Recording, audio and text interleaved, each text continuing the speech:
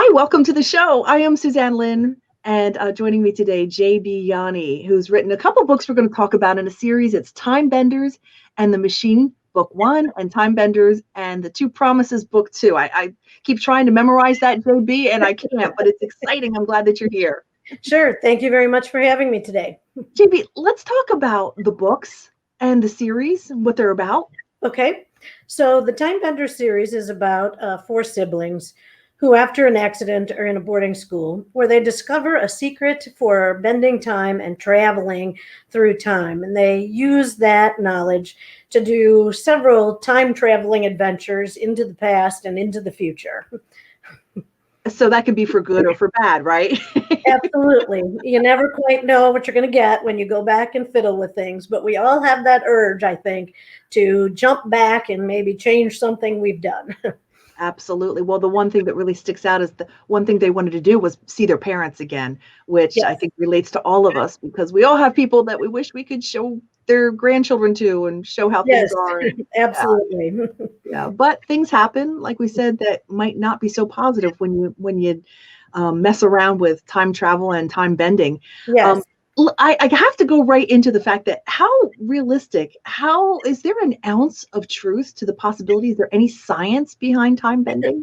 Well, so of course we've pondered that for decades, both in literature and in science. But quite frankly, I really wanted it to be based, just outside the realm of possibilities. So I went and did a lot of research on what they currently think, they being the experts in this field in the science. And they do believe they can theorize that we could do it. Of course, the limitation that we currently have is we don't have a metal protective enough to keep humans safe in it. And we haven't quite got the energy down in order to create the force necessary to move through time at a fast enough rate, either in the past or into the future. But those elements of the science are very much prevalent in the Time Bender series because although science fiction does require a suspension of disbelief, I really wanted it to feel very real and very possible. So there's a lot of science in terms of, the theories of relativity and the idea that you can't meet yourself and the finite energy in the universe and, going there a couple of times might cause you some trouble. So, yeah, I really wanted to include that science in the story. I know that you're passionate about getting children to read more, but I got to tell you, this is very much for adults too. I mean, I am hooked. I have had quite a lot of positive feedback from adults, but I think it might be the nostalgia, as the books are set in the 70s. It really is intended for young adults. But, one of the things that I strive for with children and reading is, finding that spark that will interest them. So the history and the science and the math in these stories is really to, explore that for my readers so that they can find something that they go, oh, I'm going to go read more about that. And so that really was one of my goals with the books. Well, you've said before that you feel that the future of children's success is really based on how much they read. Absolutely. I really think the key to a person's development, their abilities later in life, are born out of the things they learn when they're reading, when they're young. And, so I'm a huge proponent of encouraging kids from a very early age to pick up books and find things in books and read as much as possible. If they can read, they can learn anything. So, that's really been my message throughout my adult life.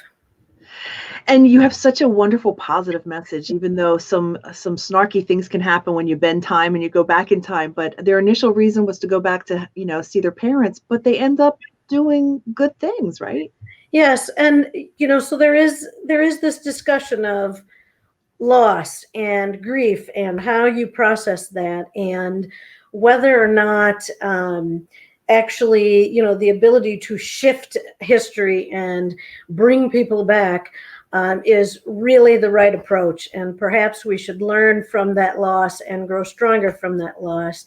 And in the stories, they they really grow very strong as a family and use that strength to support them as they go out and do all kinds of positive things and accomplish great things in the stories.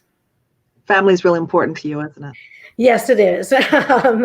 My family is large and supportive, and they are my strength. And, so it was very important to me to celebrate that in the stories as well. Is there a little bit of your family in these books? If you know myself and my siblings more personally, you probably will notice elements of our personality and our characteristics in the main characters. I wouldn't say they're exactly based on myself and my siblings, but we're there, absolutely. Sure. So I love it.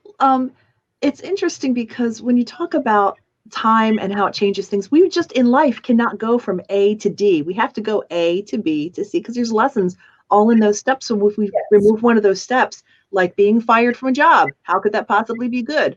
Well, this book kind of explains a little bit. Yes, it very much, there's very much a message of you can't change the bad without some consequences, and you can't learn and grow stronger without a little bit of that bad, and how to look at it in a much more positive way.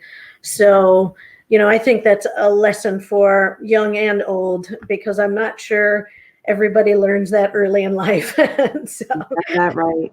Yeah, that is true. It takes some of us a long time to figure that out. JB, what's the overall message that you'd want a listener to the interview or a viewer of your interview to know?